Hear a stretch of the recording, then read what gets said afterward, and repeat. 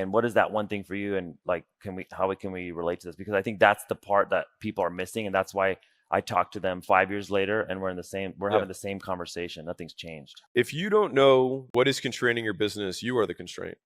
And what I mean by that is like your lack of knowledge. And so ignorance is the biggest debt we all pay for not knowing how to do the things we should. And for me, having absolute clarity on the one thing that's holding my business back means that every waking hour I have is dedicated to solving that problem. And sometimes that solving that problem might take a year and a half. Sometimes it can take a month. Sometimes it can take a week, right?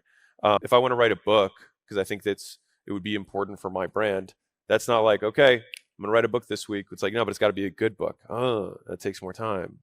And so it's like, but if I do this thing, then it will make the other goals that I have shrink into irrelevance or occur as a result naturally with less effort. And so we spend a lot of time trying to find like, what's the kill shot? Like, what's the one big domino? I think Tim Ferriss calls it. Of like, if I just knock this one thing over, everything else becomes irrelevant. If you were to build the largest, real estate mortgage personal brand in the space, would that make all of the other goals you have kind of happen anyways? Maybe.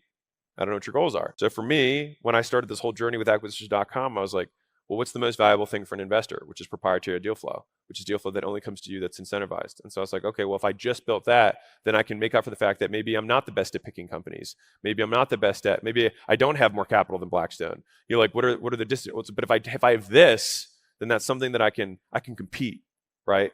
And so trying to be really clear on like, what is that thing that I can pour all my effort into that realistically you don't know how to do yet? And that's what maker time is 90% of the time, is figuring it out. Is figuring, like, the job of the maker is to do something that you have not done before. And by doing that, you get better. And so sometimes it takes 2 weeks to identify and ask the right question.